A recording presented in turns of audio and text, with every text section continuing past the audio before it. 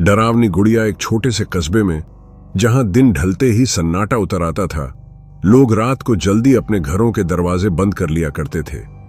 वहां की पुरानी हवेली को सब डर के कारण दूर से ही देखते थे। कहा जाता था कि उस हवेली में एक गुड़िया रखी हुई है जो कभी किसी छोटे बच्चे की थी, लेकिन अब उसमें कुछ ऐसा समा गया है जो इंसानों की समझ से परे है। इस हवेली की दीवारें खाई से ढकी हुई थीं, खिड़कियों के शीशे टूटे हुए थे और बरसों से वहां कोई रहता नहीं था। लोग कहते थे कि जब चांदनी रात में हवेली के पास से गुजरो तो एक बच्ची जैसी हंसी सुनाई देती है और खिड़की पर किसी की परछाई दिखती है। हालांकि गांव में किसी ने कभी हिम्मत नहीं की कि भीतर जाकर देखे कि सच में वहां क्या है। कस्बे में ही एक परिवार रहता था, रमेश, उसकी पत्नी सीमा और उनकी 10 साल की बेटी अनुष्का। रमेश पेशे से अध्यापक था, जबकि सीमा गृहिणी थी। अनुष्का पढ़ाई में बहुत अच्छी नहीं थी, लेकिन उसकी मासूमियत और खिलखिलाती हंसी से मोहल्ले के सब लोग उससे बहुत लगाव रखते थे। एक दिन सीमा बाजार से घर लौट रही थी, तभी रास्ते में एक पुराने कबाड़ी की दुकान पर उसकी नजर पड़ी।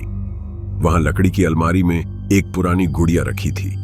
गुड़िया सफेद फ्रॉक पहने हुई थी, उसके बाल सुनहरे भूरे थे और उसकी आंखें कांच की तरह चमक रही थीं। सीमा को गुड़िया देखते ही लगा जैसे वह उसे पुकार रही हो। दुकान वाले बूढ़े ने मुस्कुराते हुए कहा, मैम साहब, यह गुड़िया बहुत पुरानी है, बहुत सालों से मेरे पास पड़ी है, लेकिन इसे कोई खरीद कर नहीं ले जाता। अगर आपकी बेटी को गुड़िया पसंद हो तो बहुत सस्ती में दे दूंगा। सीमा को ज्यादा सोचना नहीं पड़ा, उसने गुड़िया खरीद ली और घर आकर अनुष्का को दी। अनुष्का खुशी से उछल पड़ी। उसने गुड़िया का नाम रखा रिया। उस रात से अनुष्का हर जगह गुड़िया को साथ रखने लगी। सोते समय, खाने के समय, यहां तक कि पढ़ाई करते वक्त भी गुड़िया उसके पास रहती। शुरुआत में रमेश और सीमा को लगा कि यह बच्चों की स्वाभाविक आदत है, लेकिन कुछ दिनों बाद चीजें बदलने लगीं। अनुष्का रात को नींद में बातें करने लगी। वह बिस्तर पर बैठकर धीरे धीरे किसी से बात करती, जैसे कोई उसके सामने बैठा हो। जब सीमा ने उससे पूछा तो उसने मासूमियत से कहा, मां, मैं रिया से बात कर रही थी, वह मुझसे कहानियां सुनाती है। सीमा को यह सुनकर थोड़ा अजीब तो लगा, लेकिन उसने इसे बच्ची की कल्पना मानकर अनदेखा कर दिया। मगर जल्द ही घर में अजीब घटनाएं होने लगीं। रात को घर के दरवाजे अपने आप खुलने बंद होने लगे। कभी रसोई में रखे बर्तन अपने आप गिरने लगते, तो कभी बिजली के बल्ब बिना वजह टिमटिमाने लगते। एक रात रमेश ने देखा कि अनुष्का गहरी नींद में थी, लेकिन गुड़िया उसके बगल में बैठी थी और उसकी आंखें हल्की हल्की लाल चमक रही थीं। रमेश के होश उड़ गए। उसने झटके से लाइट जलाई तो सब सामान्य दिखा। उसने सोचा शायद यह उसकी थकान की वजह से भ्रम हुआ होगा, लेकिन उसके भीतर कहीं ना कहीं डर बैठ गया। अगली सुबह रमेश ने गुड़िया को अलमारी में बंद कर दिया, लेकिन शाम होते होते अनुष्का ने रोना धोना शुरू कर दिया। उसने कहा, पापा, आपने रिया को क्यों बंद कर दिया? वह मुझसे नाराज हो जाएगी। रमेश ने उसे समझाने की कोशिश की, लेकिन अनुष्का की जिद इतनी बढ़ गई कि आखिरकार उसे गुड़िया वापस देनी पड़ी। उस रात फिर से अजीब घटनाएं हुई। घर के अंदर दीवारों पर खून जैसे लाल निशान दिखाई देने लगे। सीमा चीख पड़ी, लेकिन सुबह होते ही वे निशान गायब हो गए। धीरे धीरे अनुष्का का व्यवहार भी बदलने लगा। पहले जो बच्ची चंचल और खुशमिजाज थी, वह अब चुपचाप बैठी रहती। उसकी आंखों के नीचे काले घेरे पड़ गए थे और कभी कभी उसकी आवाज गहरी और कर्कश हो जाती, जैसे कोई और बोल रहा हो। सीमा को समझ में नहीं आ रहा था कि यह सब कैसे हो रहा है। एक दिन उसने साहस करके गुड़िया को हाथ में लिया और ध्यान से देखा। उसे ऐसा लगा जैसे गुड़िया की आंखें उसे घूर रही हों। तभी अचानक गुड़िया के होंठ थोड़े हिले और सीमा के कानों में एक धीमी फुसफुसाहट गूंज उठी, मुझे यहां से मत ले जाना, मैं यहीं रहूंगी। सीमा ने डर कर गुड़िया को जमीन पर फेंक दिया, लेकिन तभी अनुष्का दौड़कर आई और गुस्से में चिल्लाई, मां, मेरी रिया को चोट क्यों पहुंचाई? अगर आपने उसे फिर छुआ तो वह आपको कभी माफ नहीं करेगी। उसकी आंखों में एक अजीब सी चमक थी और उसकी आवाज में मासूमियत बिल्कुल नहीं थी। सीमा कांप उठी। उसने रमेश को सब कुछ बताया। रमेश ने तय किया कि वह गुड़िया से छुटकारा पाएगा। अगले दिन वह गुड़िया को लेकर कस्बे के बाहर नदी की तरफ गया और गुड़िया को बहा दिया। उसने चैन की सांस ली कि अब सब ठीक हो जाएगा। लेकिन जब वह शाम को घर लौटा तो उसके पैरों तले जमीन खिसक गई। अनुष्का अपने कमरे में बैठी थी और उसकी गोद में वही गुड़िया थी। वह मुस्कुराते हुए बोली, पापा, आप रिया को मुझसे क्यों दूर ले गए थे? उसने कहा कि वह मुझे कभी छोड़कर नहीं जाएगी। रमेश की रीढ़ में सिहरन दौड़ गई। उसे लगा जैसे गुड़िया ने उसे खुलेआम चुनौती दी हो। रमेश और सीमा की नींदें उड़ चुकी थीं। उन्हें अब यकीन हो गया था कि यह गुड़िया साधारण नहीं है। रात दिन घर में बेचैनी और डर का माहौल रहने लगा। सीमा कई बार कोशिश करती कि अनुष्का से गुड़िया को दूर करे, लेकिन हर बार अनुष्का का गुस्सा और अजीब हरकतें उसे रोक देती। एक रात रमेश ने सपना देखा। उसने देखा कि वही गुड़िया उसके सामने खड़ी है, लेकिन अब वह किसी इंसान के कद की हो चुकी है। उसके चेहरे पर बच्चों जैसी मासूमियत नहीं, बल्कि एक दानवी मुस्कान थी। उसने रमेश की ओर हाथ बढ़ाकर कहा, तुम्हें रोकना ही होगा, लेकिन तुम कभी सफल नहीं होगे। रमेश पसीने पसीने होकर नींद से जागा। उसकी सांसें तेज चल रही थीं। उसने देखा कि बगल में अनुष्का गहरी नींद में सो रही है, लेकिन गुड़िया उसके सीने पर रखी हुई थी और उसकी आंखें अंधेरे में चमक रही थीं। अगली सुबह रमेश कस्बे के पुराने पुजारी बाबा विश्वनाथ के पास पहुंचा। वह बूढ़ा पुजारी गांव में काफी मान्यता रखता था। रमेश ने पूरी घटना सुनाई। बाबा विश्वनाथ ने गंभीर होकर कहा, बेटा, यह साधारण गुड़िया नहीं है, इसमें किसी अशांत आत्मा का वास है। वह आत्मा तुम्हारी बेटी को अपना माध्यम बनाना चाहती है। अगर इसे रोका नहीं गया तो अनुष्का की जान को खतरा है। रमेश ने घबराकर पूछा, तो बाबा, हमें क्या करना होगा? बाबा ने धीरे से कहा, गुड़िया का संबंध उस पुरानी हवेली से है। जब तक उस हवेली का सच नहीं पता चलेगा, तब तक यह आत्मा चैन से नहीं जाएगी। तुम्हें साहस करके वहां जाना होगा। रमेश के पैरों तले जमीन खिसक गई। वह हवेली तो पूरे कस्बे में डर का प्रतीक थी, लेकिन अपनी बेटी को बचाने के लिए उसके पास कोई और रास्ता भी नहीं था। उस रात रमेश ने सीमा से बात की। सीमा ने रोते हुए कहा, क्या सच में हमें वहां जाना पड़ेगा? लोग तो कहते हैं कि उस हवेली में जिसने कदम रखा वह लौट कर नहीं आया। रमेश ने दृढ़ आवाज में कहा, अगर हम कुछ नहीं करेंगे तो हमारी अनुष्का हमेशा के लिए हमसे दूर हो जाएगी। 2 दिन बाद रमेश ने तय किया कि वह हवेली जाएगा। उसने अपने साथ टॉर्च, दिया सलाई और बाबा विश्वनाथ से मिला एक छोटा सा ताबीज लिया। शाम ढलते ही वह हवेली की ओर बढ़ा। हवेली के दरवाजे की चरमराहट ने उसकी हिम्मत की परीक्षा ली। अंदर घुसते ही सीलन और धूल की बदबू ने उसका गला भर दिया। चारों ओर टूटी फूटी तस्वीरें, जाले और बिखरे फर्नीचर पड़े थे। हवा में एक अजीब सी सर्दी थी। रमेश ने टॉर्च की रोशनी चारों ओर डाली। तभी अचानक उसे दीवार पर एक पुरानी तस्वीर दिखी। तस्वीर में एक छोटी बच्ची थी, बिल्कुल वैसी ही जैसे उसकी बेटी अनुष्का, और उसकी गोद में वही गुड़िया थी। रमेश का खून जम गया। वह तस्वीर के पास गया तो नीचे धुंधले अक्षरों में लिखा था, रिया 1974। रमेश समझ गया कि गुड़िया का नाम अनुष्का ने खुद नहीं रखा, बल्कि गुड़िया ने ही उसे बताया था। उसके मन में सवाल उमड़ने लगे। यह बच्ची कौन थी? इसके साथ क्या हुआ था? जैसे ही रमेश तस्वीर देख रहा था, अचानक उसे पीछे से एक आवाज सुनाई दी।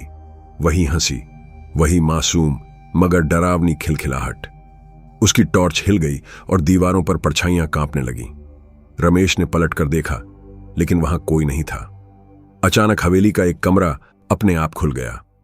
अंदर से एक ठंडी हवा का झोंका आया। रमेश कांपते हुए भीतर गया। कमरे के बीचों बीच एक लकड़ी का झूला रखा था और उस झूले पर वही गुड़िया बैठी थी। लेकिन गुड़िया तो घर में थी, अनुष्का के पास। रमेश की सांस रुकने लगी। तभी गुड़िया की आंखें चमकीं और उसके सामने खड़ी बच्ची की परछाई दिखी। बच्ची ने धीरे धीरे कहा, मैं रिया हूं, मुझे यहां मार दिया गया था और अब मैं कभी शांति नहीं पाऊंगी। रमेश ने हिम्मत जुटाकर पूछा, तुम मेरी बेटी के साथ क्यों हो? उसे क्यों तकलीफ दे रही हो? रिया की परछाई रोते हुए बोली, क्योंकि मुझे भी कभी इंसाफ नहीं मिला। मेरी आत्मा इस गुड़िया में कैद है। जब तक मेरा सच सामने नहीं आएगा, मैं किसी न किसी बच्चे के साथ रहूंगी। रमेश ने कांपती आवाज में पूछा, तुम्हारे साथ क्या हुआ था? रिया की परछाई अचानक बदल गई। अब उसकी आंखें लाल थीं और चेहरा गुस्से से भरा हुआ था। उसने चीख कर कहा, उन्होंने मुझे मार दिया। मेरे ही घर वालों ने मुझे इस हवेली में बंद कर दिया और मैं तड़प तड़प कर मर गई। अब मेरी गुड़िया ही मेरी दुनिया है। तुम्हारी बेटी मेरी तरह अकेली नहीं रहेगी, वह मेरी जगह बनेगी। रमेश ने ताबीज उठाकर मंत्र पढ़ना शुरू किया। अचानक कमरे की दीवारें कांपने लगीं, खिड़कियां अपने आप बंद हो गईं और झूला जोर जोर से हिलने लगा। रिया की आत्मा चीख उठी, तुम मुझे रोक नहीं सकते, मैं तुम्हारी बेटी को ले जाऊंगी। रमेश डर के मारे भागा और जैसे तैसे हवेली से बाहर निकल आया। उसका दिल तेजी से धड़क रहा था। उसे समझ आ गया था कि यह मामला उससे कहीं ज्यादा खतरनाक है जितना उसने सोचा था। वह सीधा बाबा विश्वनाथ के पास पहुंचा और सब कुछ बताया। बाबा ने गंभीर होकर कहा, रिया की आत्मा बहुत पीड़ित है। उसकी मुक्ति तभी होगी जब उसका सच सबके सामने आए और उसकी आत्मा को शांति दी जाए। तुम्हें उसकी मौत का रहस्य खोजना होगा, वरना वह तुम्हारी बेटी को कभी नहीं छोड़ेगी। रमेश घर लौटा तो देखा कि अनुष्का कमरे में बैठी थी और उसकी आंखें पूरी तरह काली हो चुकी थीं। वह धीमी आवाज में बार बार कह रही थी, मैं रिया हूं, मैं रिया हूं। सीमा घबराकर रो पड़ी। रमेश ने उसे कसकर पकड़ लिया। दोनों समझ गए कि अब समय बहुत कम है। अगर जल्दी कुछ नहीं किया गया तो अनुष्का हमेशा के लिए खो जाएगी। रमेश और सीमा की हालत खराब हो चुकी थी। उनकी आंखों के सामने उनकी मासूम बेटी धीरे धीरे बदल रही थी। वह अब सामान्य बच्चों जैसी बातें नहीं करती थी, बल्कि उसके हाव भाव, आवाज और चाल ढाल में एक अजीब परिपक्वता और भयावहता झलकने लगी थी। अनुष्का अब अक्सर अकेली बैठकर किसी अनदेखी चीज से बातें करती और कभी कभी जोर जोर से हंसने लगती। उसकी हंसी बिल्कुल वही थी जो रमेश ने हवेली में सुनी थी। रमेश को बाबा विश्वनाथ की बातें बार बार याद आ रही थीं। रिया की आत्मा तभी मुक्त होगी जब उसकी मौत का सच सामने आए। लेकिन यह सच आखिर था क्या? कस्बे में लोग तो बस यही कहते थे कि वह हवेली श्रापित है और वहां एक बच्ची की आत्मा भटकती है, पर असली कहानी कोई नहीं जानता था। अगले दिन रमेश ने कस्बे के सबसे बुजुर्ग इंसान हरिदास चाचा से मिलने का फैसला किया। हरिदास चाचा 90 साल के थे और उन्होंने उस हवेली को अपनी आंखों से जिया था। जब रमेश उनके घर पहुंचा तो बूढ़े ने कमजोर आवाज में कहा, बेटा, तू उस हवेली के चक्कर में क्यों पड़ा है? वहां जाने वाले लोग कभी चैन से नहीं जी पाते। रमेश ने कांपते हुए सब कुछ बताया। गुड़िया, अनुष्का और हवेली में देखी बच्ची की परछाई। हरिदास चाचा की आंखें भर आईं। उन्होंने धीमे स्वर में कहा, उस बच्ची का नाम सच में रिया ही था। मैं तब छोटा था, लेकिन सब याद है। हवेली के मालिक ठाकुर रणवीर सिंह की इकलौती बेटी थी रिया। ठाकुर अपनी इज्जत और जमीन के लिए बेहद कठोर इंसान था। कहते हैं कि उसकी पत्नी जल्दी गुजर गई थी और उसने बेटी को कभी स्नेह नहीं दिया। रिया अक्सर गांव के बच्चों के साथ खेलना चाहती थी, लेकिन ठाकुर उसे हवेली से बाहर जाने ही नहीं देता था। उसकी अकेली दोस्त वही गुड़िया थी। रमेश ध्यान से सुनता रहा। हरिदास ने गहरी सांस लेकर आगे कहा, एक दिन ठाकुर पर इल्जाम लगा कि उसने अपने ही नौकर की पत्नी के साथ जबरदस्ती की। गांव के लोग गुस्से में थे, लेकिन ठाकुर ने सबूत मिटाने के लिए उस औरत को ही गायब कर दिया। रिया उस सब की गवाह बन गई। छोटी थी, लेकिन मासूमियत में उसने गांव की औरतों को सच बता दिया।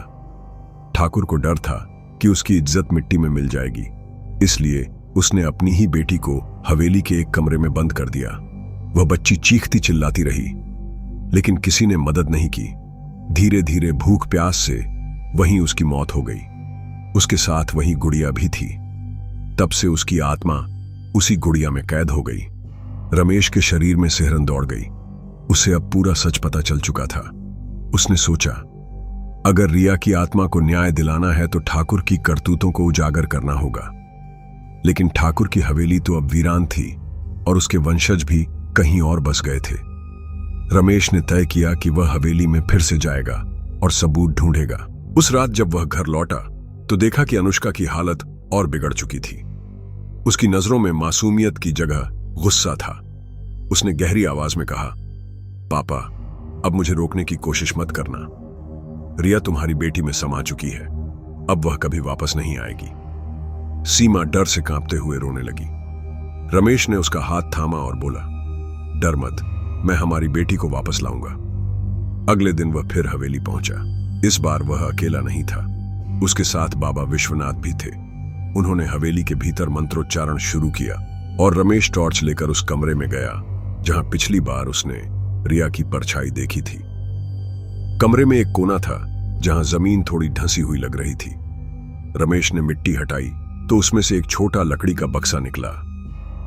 बक्से के अंदर पुराने कागज, एक टूटा हुआ चूड़ी और एक खून से सना कपड़ा था। कागजों में ठाकुर के नाम लिखे दस्तावेज थे जिनसे साबित होता था कि वह सचमुच दोषी था। जैसे ही रमेश ने बक्सा खोला, हवेली में चीखों की गूंज उठी, दीवारें कांपने लगीं, खिड़कियां टूटकर गिरने लगीं। रिया की परछाई फिर प्रकट हुई। उसकी आंखों में आंसू थे। उसने धीरे से कहा, तुमने मेरा सच खोज लिया, लेकिन क्या मेरी आत्मा को अब शांति मिलेगी? बाबा विश्वनाथ ने बक्से को उठाकर मंत्र पढ़े और कहा, रिया, तेरे साथ जो अन्याय हुआ उसका प्रमाण अब सुरक्षित है। अब तुझे कोई नहीं रोक सकता। तू मुक्त हो जा। रिया की आत्मा चीखने लगी, लेकिन उसकी चीख दर्द भरी नहीं थी, बल्कि जैसे कोई बोझ उतर रहा हो। उसके चेहरे पर पहली बार एक हल्की मुस्कान आई। वह धीरे धीरे धुंध में बदलकर हवेली की दीवारों में विलीन हो गई। उसके बाद कमरे का माहौल सामान्य हो गया। रमेश और बाबा घर लौटे। जब वे अनुष्का के कमरे में गए तो उन्होंने देखा कि अनुष्का गहरी नींद में सो रही थी। उसकी सांसें सामान्य थीं और उसके चेहरे पर शांति थी। उसके बगल में रखी गुड़िया अब सिर्फ एक सामान्य खिलौना बन चुकी थी। उसकी आंखों की लाल चमक गायब हो चुकी थी। सीमा खुशी के आंसू रोते हुए बोली, क्या अब सब ठीक हो गया? बाबा विश्वनाथ ने कहा, रिया की आत्मा को शांति मिल गई है। अब यह गुड़िया किसी को नुकसान नहीं पहुंचाएगी, लेकिन इसे घर में रखना ठीक नहीं। इसे पवित्र अग्नि में भस्म कर देना ही उचित होगा। रमेश ने अगले दिन गुड़िया को जलाकर उसकी राख नदी में बहा दी। उसे लगा जैसे उसकी बेटी पर से एक बड़ा बोझ हट गया है। लेकिन कहानी यहीं खत्म नहीं हुई। उसी रात रमेश ने सपना देखा। रिया सफेद कपड़े पहने खड़ी है और मुस्कुरा रही है। उसने कहा, धन्यवाद अंकल, आपने मुझे मुक्ति दिलाई।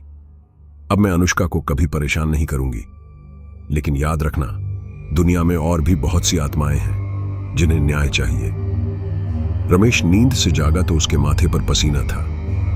उसने सोचा कि शायद यह सब उसके मन का वहम हो, लेकिन कहीं ना कहीं उसे महसूस हुआ कि यह कहानी अभी पूरी तरह खत्म नहीं हुई है। रिया की आत्मा के शांत होने के बाद रमेश और सीमा ने राहत की सांस ली। अनुष्का धीरे धीरे फिर से पहले जैसी हो रही थी, मासूम, हंसमुख और खिलखिलाती। घर में अजीब घटनाएं भी रुक गई थीं। ऐसा लग रहा था मानो सब कुछ फिर से सामान्य हो गया है। लेकिन रमेश के मन में वह सपना बार बार गूंज रहा था जिसमें रिया ने कहा था कि दुनिया में और भी आत्माएं हैं जिन्हें न्याय चाहिए। एक शाम रमेश स्कूल से लौट रहा था। रास्ते में उसे वही कबाड़ी की दुकान दिखी जहां से सीमा ने गुड़िया खरीदी थी। इस बार दुकान अजीब सी वीरान लग रही थी। दरवाजा आधा टूटा हुआ था और अंदर अंधेरा फैला था। रमेश को अजीब खिंचाव महसूस हुआ। वह हिचकते हुए अंदर गया। अंदर का माहौल भयावह था। पुराने खिलौने, टूटी घड़ियां, जंग लगे बर्तन और तरह तरह की परछाइयां दीवारों पर नाच रही थीं। सबसे कोने में एक लकड़ी की अलमारी थी जिसमें कई गुड़ियां रखी थीं। रमेश का दिल जोर से धड़कने लगा। उसने सोचा, क्या सिर्फ वही एक गुड़िया श्रापित थी या और भी हैं? तभी अचानक पीछे से किसी की खांसी की आवाज आई। वह वही बूढ़ा कबाड़ी था जिसने सीमा को गुड़िया बेची थी। बूढ़े ने लाल आंखों से रमेश को घूरा और धीमी आवाज में कहा, तुम्हें यहां नहीं आना चाहिए था। रमेश घबराकर बोला, यह गुड़िया तुमने हमें क्यों दी थी? क्या तुम्हें पता था कि उसमें आत्मा है? बूढ़ा धीरे धीरे पास आया और बोला, बेटा, मैं सिर्फ बिचौलिया हूं। मेरे पास ऐसी कई चीजें आती हैं जिनसे लोग छुटकारा पाना चाहते हैं। मैं उन्हें यहां रख देता हूं। तुम्हें जो गुड़िया मिली वह अकेली नहीं थी, उसके जैसी और भी कई चीजें हैं जिनमें अंधेरा बसा है। रमेश के रोंगटे खड़े हो गए। उसने अलमारी की तरफ देखा। वहां रखी हर गुड़िया की आंखें जैसे उसे घूर रही थीं। बूढ़ा मुस्कुराया और बोला, हर खिलौने की अपनी कहानी है। किसी में बच्चे की आत्मा कैद है, किसी में मौत की चीखें। तुम्हारी बेटी वाली गुड़िया तो बस शुरुआत थी। रमेश ने कांपते हुए पूछा, तो क्या ये सब भी खतरनाक हैं? बूढ़े ने ठंडी सांस ली। हां, लेकिन इन्हें छेड़ो मत। इन्हें बेचने की मेरी मजबूरी है, पर तुम जैसे लोग अगर इन्हें अपने घर ले जाएं तो वही होता है जो तुम्हारे साथ हुआ। कुछ आत्माएं तो इतनी हिंसक हैं कि वे पूरा परिवार तबाह कर देती हैं। रमेश वहां से भाग खड़ा हुआ, लेकिन अब उसके मन में शंका घर कर गई थी। क्या सचमुच यह सब खत्म हो गया है या असली खेल अब शुरू होगा? उस रात रमेश ने सपना देखा। इस बार रिया नहीं आई, बल्कि एक और चेहरा दिखा। यह चेहरा किसी छोटे लड़के का था जिसकी आंखें खाली थीं और चेहरे पर डरावने घाव थे। उसने चीख कर कहा, मुझे भी न्याय दिलाओ, मुझे भी मुक्ति दिलाओ। रमेश चीखते हुए नींद से जाग गया। अगले ही दिन अनुष्का ने अजीब हरकतें शुरू कर दी। उसने एक नया गाना गाना शुरू कर दिया जो किसी ने उसे कभी नहीं सिखाया था। गीत के बोल पुराने थे, गांव की लोक कथा जैसे। सीमा ने जब उससे पूछा कि यह गीत कहां से सीखा, तो अनुष्का बोली, एक दोस्त ने सिखाया, वह मेरे कमरे में आता है, उसका नाम मोहन है। रमेश और सीमा की रगों में खून जम गया। उन्हें याद आया कि हवेली से जुड़ी कहानियों में कभी कभी मोहन नाम का जिक्र होता था। कहा जाता था कि ठाकुर रणवीर सिंह के नौकर का बेटा मोहन भी अचानक गायब हो गया था और लोग समझते थे कि ठाकुर ने उसे भी मार दिया था। अब सब कुछ जुड़ने लगा। रिया की आत्मा तो मुक्त हो गई थी, लेकिन हवेली में और भी आत्माएं थीं जिन्हें कभी इंसाफ नहीं मिला। शायद वे अब अनुष्का के पास आने लगी थीं। रमेश ने फिर से बाबा विश्वनाथ को बुलाया। बाबा ने घर का निरीक्षण किया और गंभीर स्वर में कहा, मैंने सोचा था कि रिया की आत्मा को मुक्त करने के बाद सब ठीक हो जाएगा, लेकिन लगता है हवेली में कई आत्माएं कैद हैं। एक को मुक्त करने से बाकी भी जग गई हैं। अब वे भी मुक्ति चाहती हैं और तुम्हारी बेटी उनका माध्यम बन रही है। सीमा रोते हुए बोली, बाबा, हमारी बच्ची क्यों, उसे क्यों सताया जा रहा है? बाबा ने कहा, क्योंकि वह मासूम है, संवेदनशील है। आत्माएं बच्चों में आसानी से प्रवेश कर लेती हैं, लेकिन घबराओ मत, हमें हवेली की पूरी सच्चाई उजागर करनी होगी, तभी सब आत्माएं शांत होंगी। रमेश ने हिम्मत करके कहा, ठीक है बाबा, मैं तैयार हूं। चाहे कितनी भी मुश्किल क्यों ना आए, मैं हवेली का सच सामने लाऊंगा। उस रात रमेश, सीमा और बाबा तीनों हवेली पहुंचे। हवेली इस बार पहले से भी ज्यादा भयावह लग रही थी। दरवाजा अपने आप खुला, जैसे किसी ने उन्हें अंदर बुलाया हो। अंदर कदम रखते ही दीवारों से कराहने की आवाजें आने लगीं। बाबा ने मंत्रोच्चारण शुरू किया और दीपक जलाया। अचानक हवेली का माहौल बदल गया। कमरे की हवा भारी हो गई और चारों ओर धुंध फैल गई। दीवारों पर परछाइयां उभरने लगीं, कभी एक बच्चा, कभी एक औरत, कभी कोई बूढ़ा। उनकी आंखों में दर्द और गुस्सा था। सीमा चीख पड़ी, ये सब कौन है? बाबा ने धीमी आवाज में कहा, ये सब वही आत्माएं हैं जिन्हें ठाकुर ने प्रताड़ित किया था। हवेली सिर्फ रिया की कैदगाह नहीं थी, बल्कि यह कई लोगों का मकबरा है। यह जगह खून से रंगी हुई है। रमेश का दिल बैठ गया। उसने देखा कि परछाइयों में से एक छोटी परछाई अनुष्का जैसी लग रही थी। वह आगे बढ़ी और बोली, पापा, मैं डर रही हूं। रमेश दौड़कर उसके पास गया, लेकिन तभी परछाई बदलकर एक लड़के का चेहरा बन गई, वही मोहन। उसकी आंखें लाल थीं और उसने चीख कर कहा, हमें न्याय दो, नहीं तो तुम्हारी बेटी भी हमारी तरह बन जाएगी। हवेली की दीवारें गूंजने लगीं। बर्तनों की आवाजें, चीखें और अंधेरे में दौड़ते कदम। दीपक बुझ गया और सब अंधेरे में डूब गया। रमेश ने टॉर्च जलाई, लेकिन उसकी रोशनी बहुत कमजोर पड़ गई। बाबा ने जोर से मंत्र पढ़े और कहा, हमें इन सब की कहानियां ढूंढनी होंगी। जब तक इनके सच सामने नहीं आएंगे, ये हवेली किसी को नहीं छोड़ेगी। रमेश ने महसूस किया कि यह लड़ाई लंबी है। रिया की गुड़िया तो बस शुरुआत थी, असली डर अब सामने आ रहा था। हवेली की दीवारों में गूंजती चीखें रमेश और सीमा के दिल को छलनी कर रही थीं। बाबा विश्वनाथ लगातार मंत्रोच्चारण कर रहे थे, लेकिन आवाजें रुकने का नाम नहीं ले रही थीं। धुंध के बीच कभी रिया का चेहरा दिखता, कभी मोहन का, और कभी किसी अज्ञात स्त्री का चेहरा जिसकी आंखों में खून की प्यास झलक रही थी। रमेश ने बाबा से कांपते हुए पूछा, क्या इन सबको शांति दिलाना संभव है? बाबा ने गहरी सांस लेकर कहा, संभव है लेकिन आसान नहीं। हर आत्मा की अपनी कहानी है। जब तक उनके साथ हुए अन्याय का सच उजागर नहीं होगा, तब तक वे हवेली की दीवारों में कैद रहेंगे। हमें उनके अतीत की गहराई में जाना होगा। तभी अचानक दीवारें कांप उठीं, फर्श पर दरारें पड़ गईं और कहीं दूर से किसी बच्चे के रोने की आवाज आई। सीमा घबराकर रमेश का हाथ पकड़कर बोली, मुझे लगता है अनुष्का खतरे में है, हमें तुरंत घर चलना चाहिए।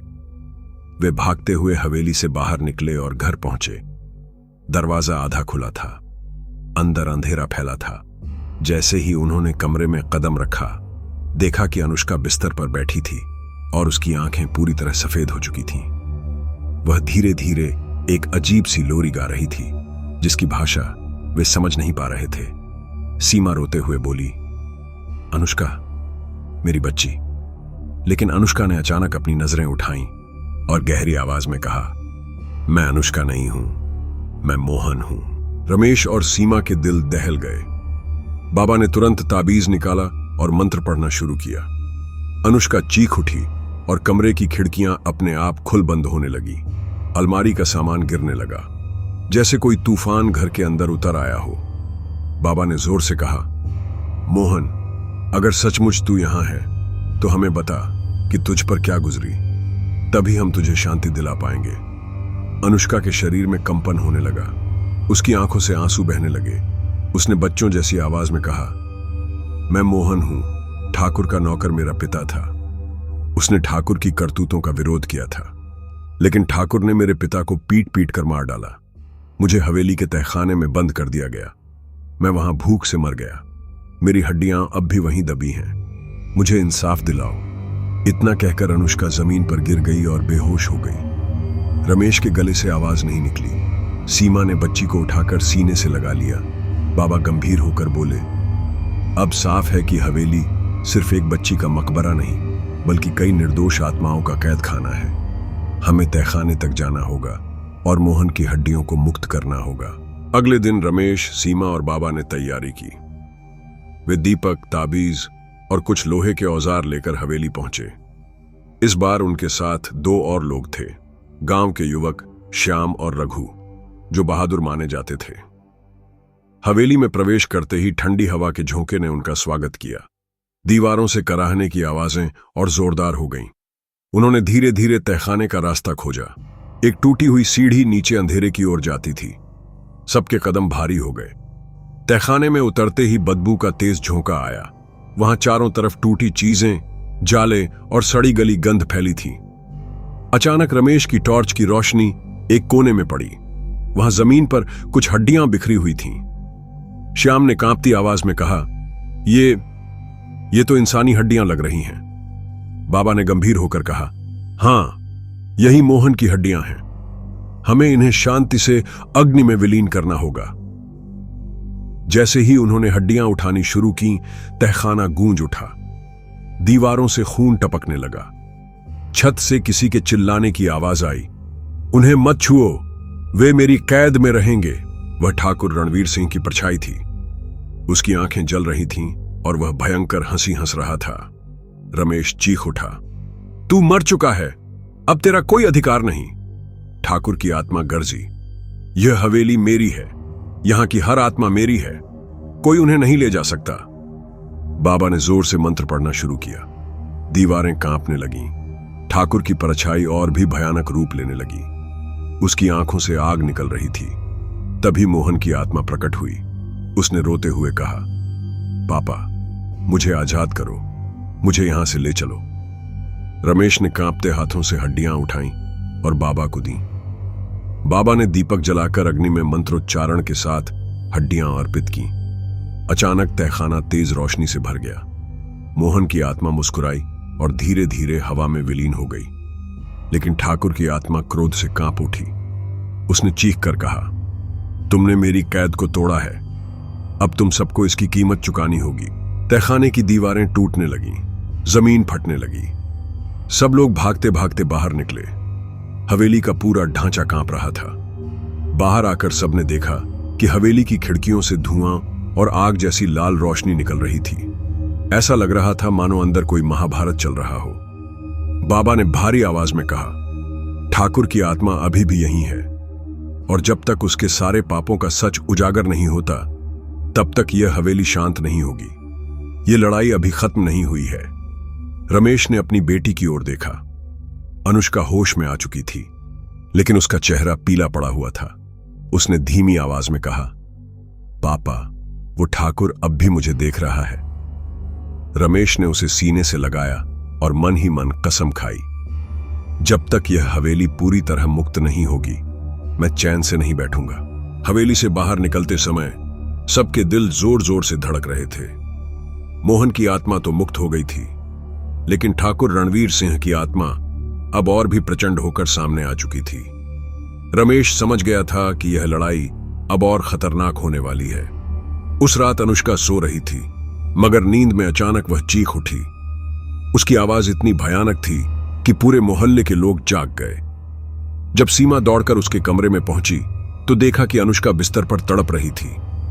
उसकी आंखें खुली थीं, लेकिन उनमें डर और गुस्सा दोनों झलक रहे थे। वह बार बार चिल्ला रही थी, ठाकुर आ गया, वह मुझे ले जाएगा। रमेश और सीमा दोनों घबरा गए। उन्होंने तुरंत बाबा विश्वनाथ को बुलाया।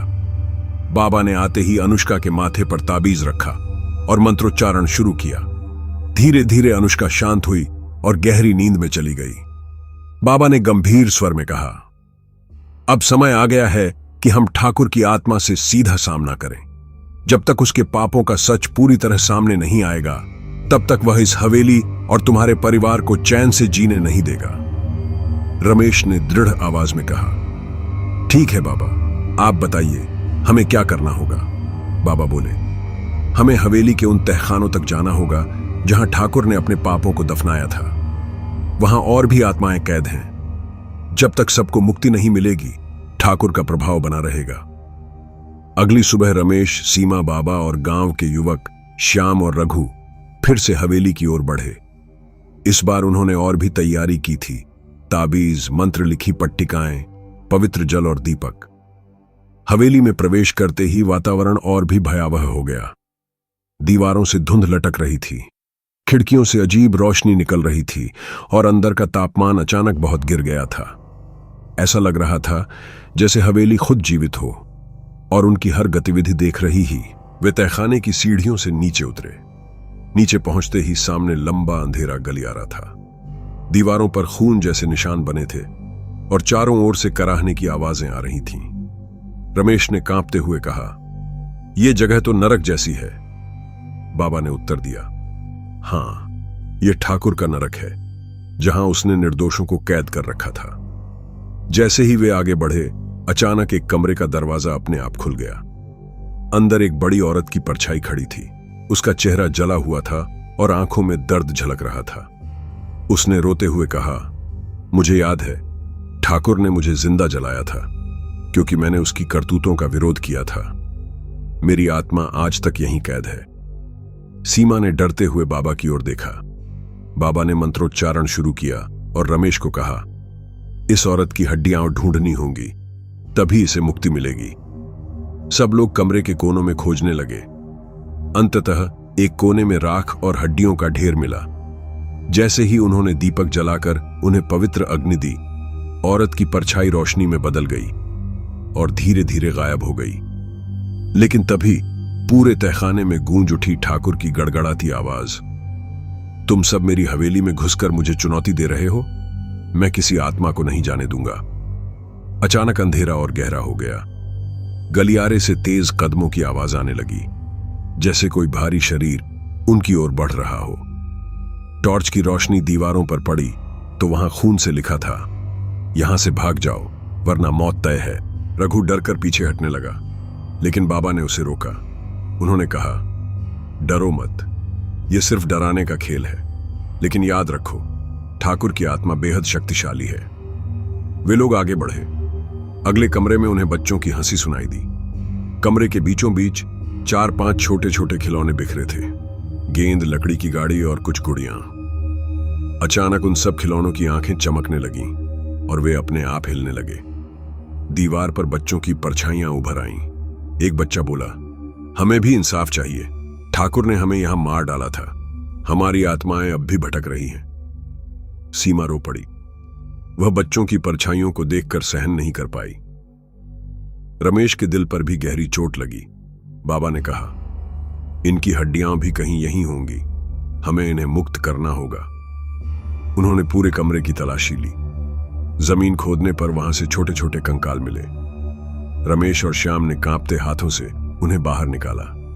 बाबा ने मंत्र पढ़कर दीपक जलाया और सबको शांति दी। बच्चों की परछाइयां मुस्कुराईं और रोशनी में विलीन हो गईं। लेकिन उसी क्षण पूरा तहखाना हिलने लगा, दीवारें फटने लगी। ठाकुर की आत्मा गरज कर बोली, तुमने मेरे गुलामों को छुड़ा लिया, अब मैं तुम्हारी बेटी को अपना बना लूंगा। रमेश और सीमा चीख उठे। उन्होंने देखा कि अनुष्का जो घर पर थी, उसकी परछाई तहखाने की दीवारों पर उभर आई। उसकी आंखें काली थीं और वह धीमी आवाज में कह रही थी, पापा मुझे बचा लो। रमेश ने अपनी मुट्ठियां भींच ली। उसने जोर से कहा, ठाकुर अगर तू सच में मर्द है तो मुझसे सामना कर, मेरी बेटी को छोड़ दे। अचानक धुंध के बीच ठाकुर की पूरी आकृति प्रकट हुई। लंबा डरावना शरीर, खून से सना चेहरा और जलती हुई आंखें। उसकी हंसी पूरे तहखाने में गूंज उठी। तुम मेरी बेटी और मेरे नौकर की आत्मा को छुड़ा चुके हो, अब मैं तुम्हें कभी माफ नहीं करूंगा। तुम्हारी बेटी मेरी होगी और यह हवेली हमेशा मेरी रहेगी।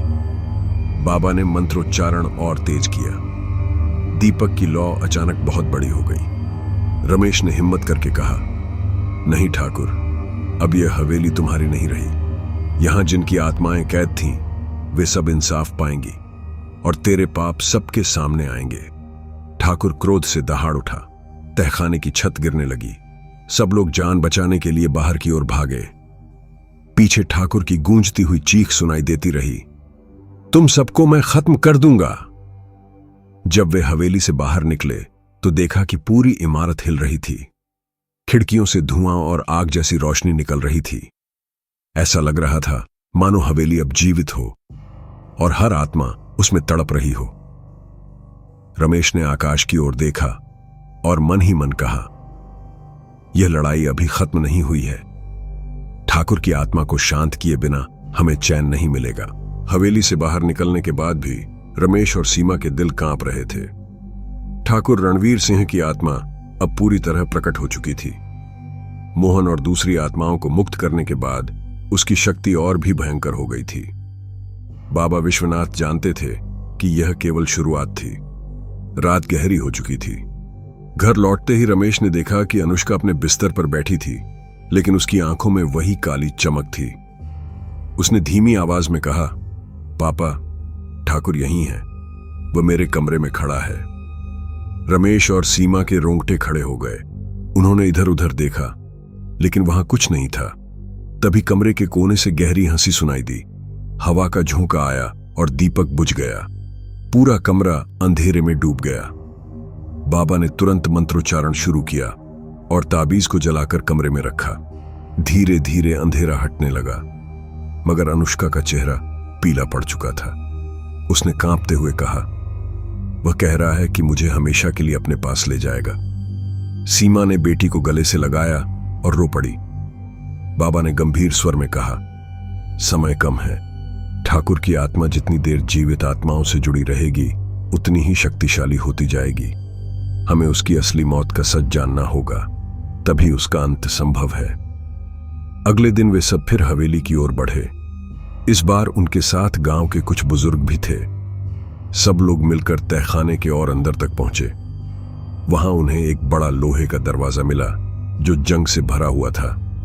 दरवाजे पर खून से लिखे शब्द थे, मौत का दरबार। दरवाजा खोलने पर अंदर एक बड़ा हॉल दिखाई दिया। वहां चारों तरफ जंजीरें लटक रही थीं, दीवारों पर कीलें गड़ी थीं और जमीन पर सूखे खून के धब्बे। ऐसा लग रहा था जैसे यह जगह लोगों को यातना देने के लिए बनी हो। अचानक वहां एक औरत की चीख सुनाई दी।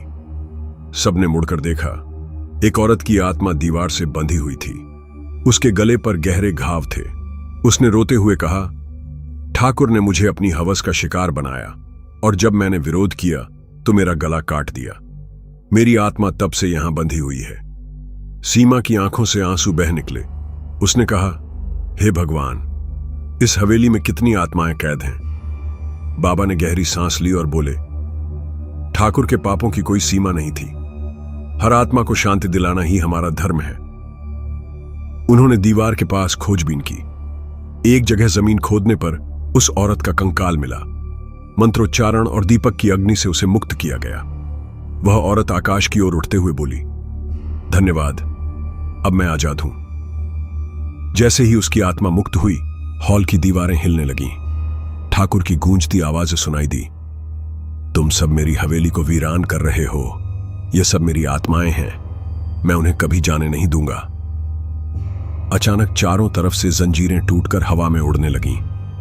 लोहे की मोटी जंजीरें जैसे किसी अदृश्य शक्ति से चलकर लोगों की ओर फेंकी जा रही थीं। श्याम के हाथ पर एक जंजीर लिपट गई और वह दर्द से चीख उठा। रमेश ने उसे पकड़कर खींचा और किसी तरह छुड़ाया। बाबा ने जोर से कहा, सब लोग मंत्र का जाप करो। सभी ने मिलकर मंत्रोच्चारण शुरू किया। जंजीरें हिल हिलकर जमीन पर गिर गईं, लेकिन तभी तहखाने की दीवार से खून की धारा बहने लगी। दीवार पर खुद ब खुद एक दृश्य उभर आया। उसमें ठाकुर रणवीर सिंह दिखाई दे रहा था।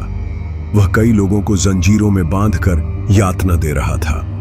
कोई चीख रहा था, कोई रहम की भीख मांग रहा था, लेकिन ठाकुर हंस रहा था। रमेश ने कांपते हुए कहा, तो यही उसका असली चेहरा है। बाबा ने उत्तर दिया, हां, उसकी आत्मा तब तक शांत नहीं होगी जब तक उसके अपराध सबके सामने उजागर न हो जाए और उसे न्याय न मिले।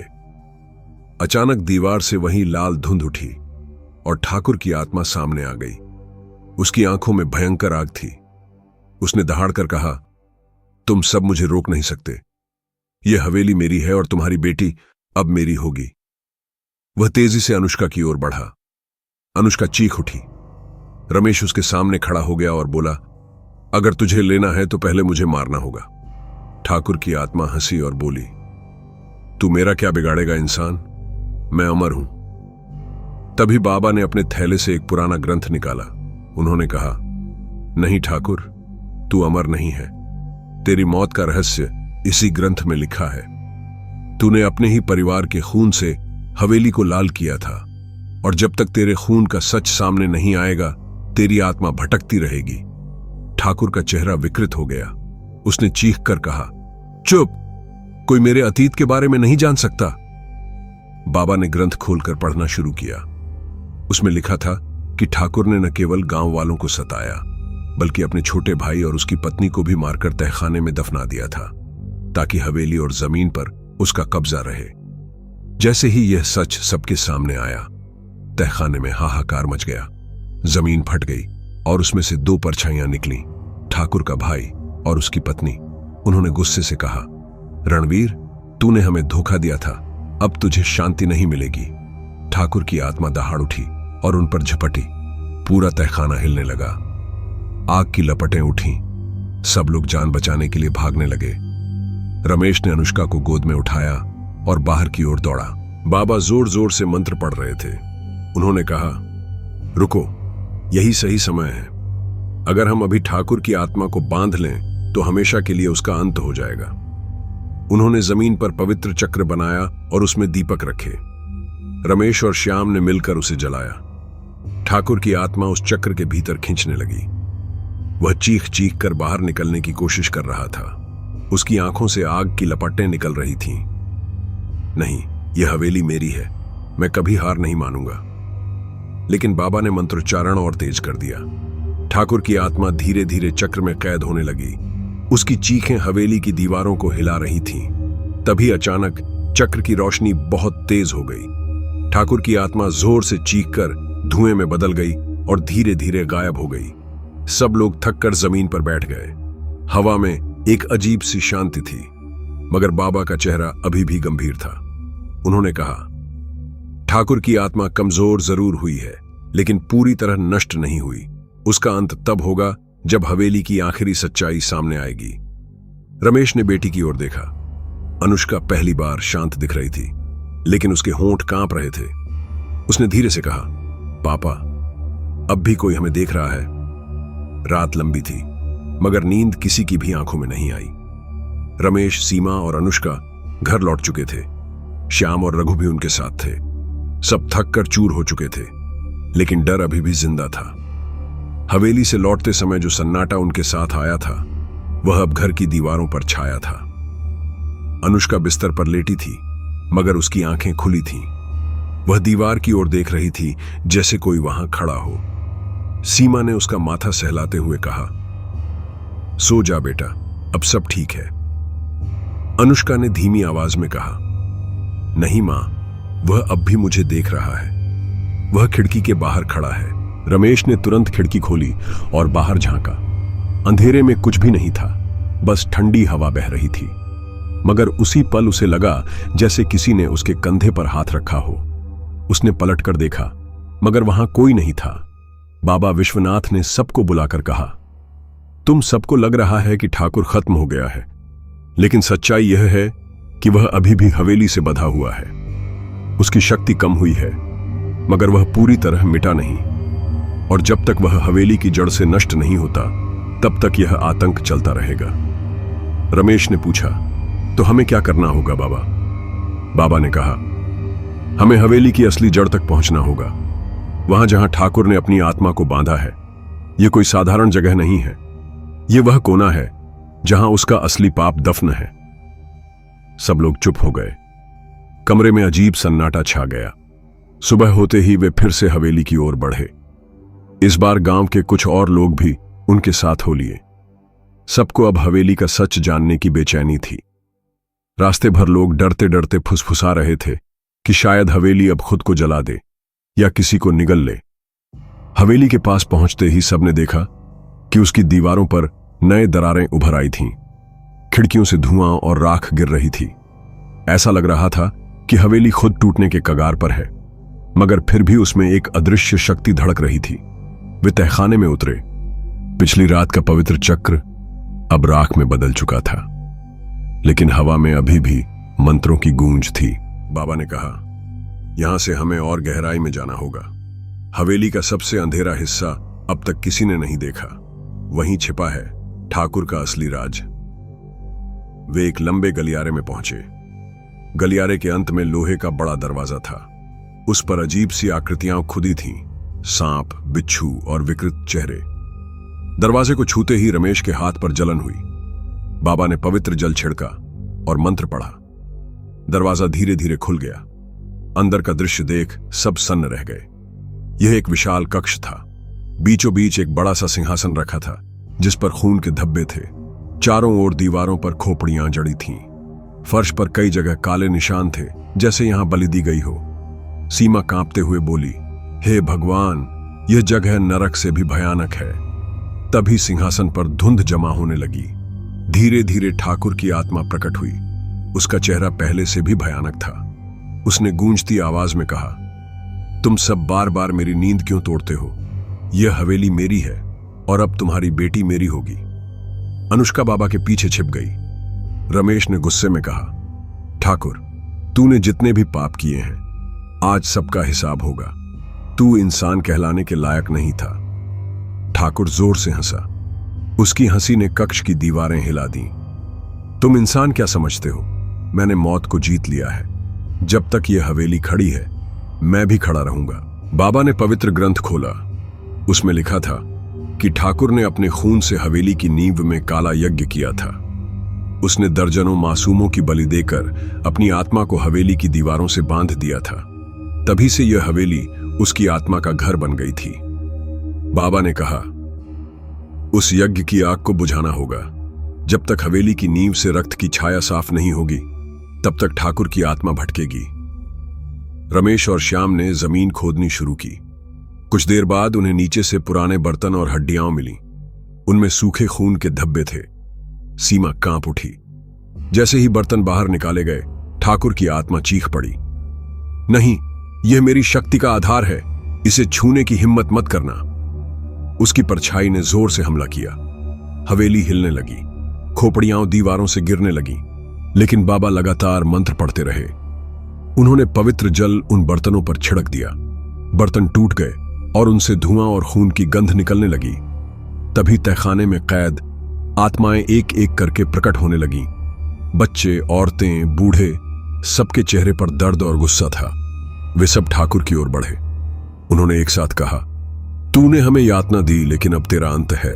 ठाकुर की आत्मा चीखने लगी।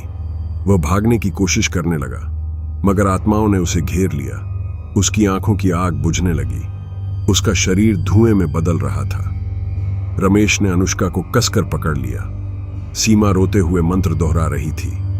आखिरी बार ठाकुर ने दहाड़ मारी, मैं कभी खत्म नहीं होऊंगा। जब तक यह गुड़िया है, मैं जिंदा हूं। सभी चौंक गए। उन्होंने देखा कि तहखाने के कोने में वही पुरानी गुड़िया रखी थी जिससे यह सब शुरू हुआ था। उसकी आंखें चमक रही थीं। बाबा ने कहा, यही है उसका असली ठिकाना। यह गुड़िया उसकी आत्मा का आखिरी टुकड़ा है। उन्होंने रमेश को इशारा किया। रमेश ने कांपते हाथों से गुड़िया उठाई। गुड़िया भारी लग रही थी, जैसे उसमें किसी की आत्मा का बोझ हो। उसी पल ठाकुर की चीख और तेज हो गई। बाबा ने कहा, इसे पवित्र अग्नि में डाल दो, वरना सब खत्म हो जाएगा। हवेली के मलबे पर खड़े होकर सब लोग देर तक चुप रहे। चारों ओर धूल और राख उड़ रही थी। सूरज की किरणें पहली बार उस जगह पर पड़ रही थीं जो बरसों से अंधेरे और खौफ में डूबी हुई थी। गांव वालों ने राहत की सांस ली। सबने बाबा विश्वनाथ और रमेश के परिवार का धन्यवाद किया। श्याम और रघु भी गर्व से चमक रहे थे, लेकिन रमेश और सीमा के दिल में अभी भी एक अजीब सी बेचैनी थी। घर लौटने के बाद अनुष्का पहली बार चैन से सोई। उसका चेहरा शांत था। सीमा ने उसकी नींद को देखते हुए कहा, लगता है अब सब सचमुच खत्म हो गया है। रमेश ने सिर हिलाया, मगर उसके चेहरे पर चिंता की लकीरें थीं। उसने धीरे से कहा, पता नहीं क्यों मुझे लग रहा है कि कुछ अधूरा रह गया है। बाबा ने पास बैठते हुए कहा, तुम्हारा डर गलत नहीं है रमेश। हवेली ढह गई, ठाकुर की आत्मा राख हो गई, मगर उसका अंतिम शब्द याद है ना? रमेश ने तुरंत याद किया, जब तक यह गुड़िया है, मैं जिंदा हूं। रमेश का दिल धक से रह गया। उसने कहा, लेकिन बाबा, हमने तो गुड़िया को जला दिया था। बाबा ने गंभीर स्वर में कहा, हां, लेकिन आत्मा की जड़ कभी इतनी आसानी से नहीं मिटती। हो सकता है गुड़िया की कोई परछाई बच गई हो, या उसकी शक्ति का कोई अंश किसी और रूप में छिपा हो। यह सुनकर सीमा कांप गई। उसने रमेश का हाथ पकड़ लिया। मतलब यह सब फिर से शुरू हो सकता है? बाबा ने धीमे स्वर में कहा, अगर सावधान न रहे तो हां। कुछ दिन सब शांत रहा। अनुष्का स्कूल जाने लगी। उसके चेहरे पर पुरानी मासूमियत लौट आई थी। गांव में भी लोग अब हवेली की चर्चा डर से नहीं बल्कि राहत के साथ करते थे। लेकिन 7वें दिन एक अजीब घटना हुई। अनुष्का स्कूल से लौटी तो उसके हाथ में एक नई गुड़िया थी। सीमा ने मुस्कुराकर पूछा, यह गुड़िया कहां से लाई? अनुष्का ने मासूमियत से कहा, मां, यह मुझे स्कूल के पीछे वाली झाड़ियों में मिली। बहुत सुंदर है ना? सीमा के चेहरे का रंग उड़ गया। गुड़िया वाकई सुंदर थी। लाल कपड़े, काले बाल और बड़ी बड़ी आंखें, मगर उसकी मुस्कान अजीब थी, जैसे किसी गहरे राज को छुपाए हुए हो। रमेश ने जब गुड़िया देखी तो उसका दिल कांप गया। उसने तुरंत अनुष्का से गुड़िया लेनी चाहिए, लेकिन अनुष्का ने कसकर पकड़ ली और बोली, नहीं पापा, ये मेरी है, कोई इसे मुझसे नहीं छीन सकता। रमेश और सीमा ने एक दूसरे को देखा। उन्हें समझ आ गया कि यह साधारण गुड़िया नहीं है।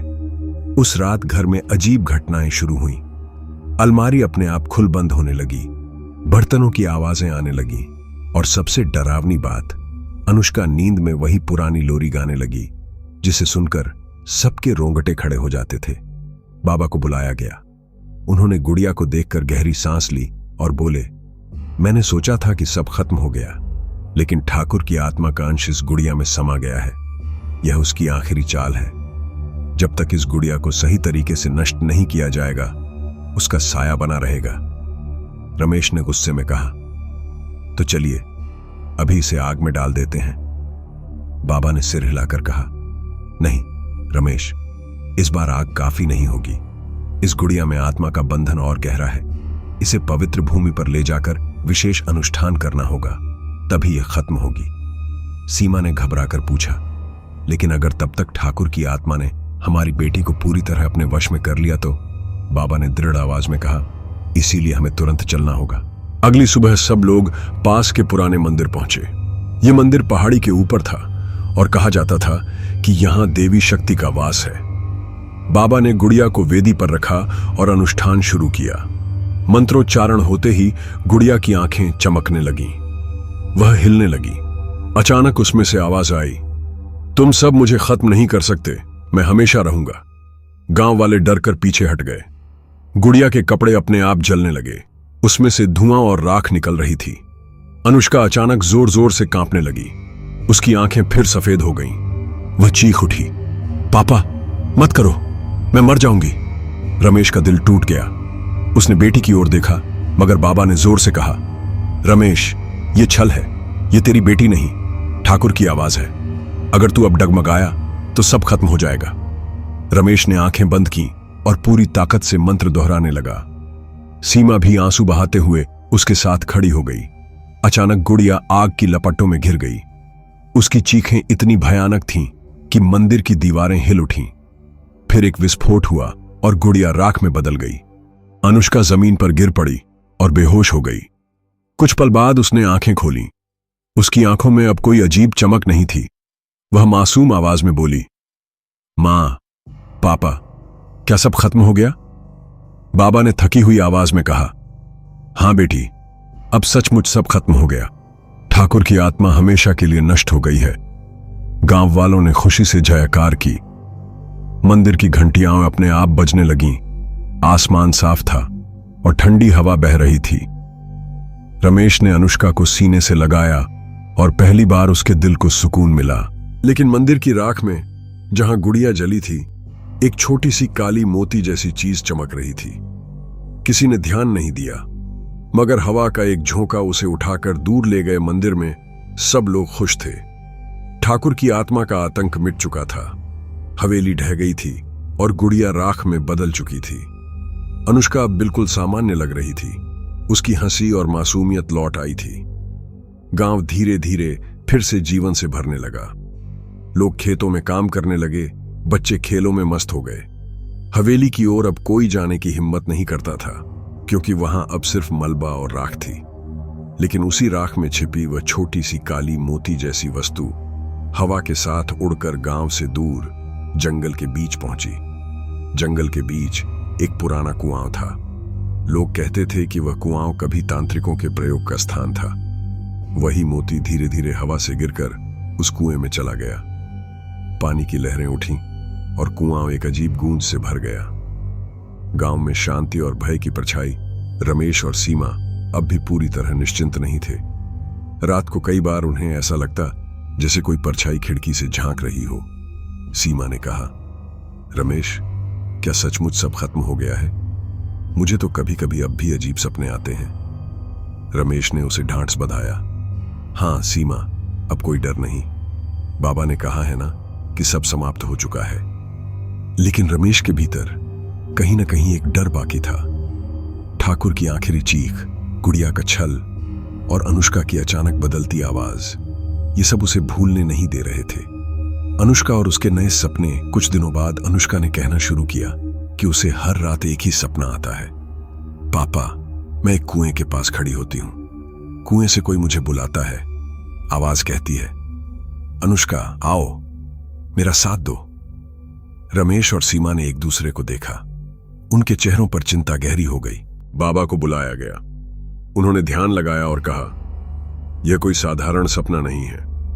ठाकुर की आत्मा का एक अंश अब भी बचा है। शायद वही मोती जो गुड़िया की राख से निकला था, वह किसी और जगह जाकर शक्ति ले रहा है।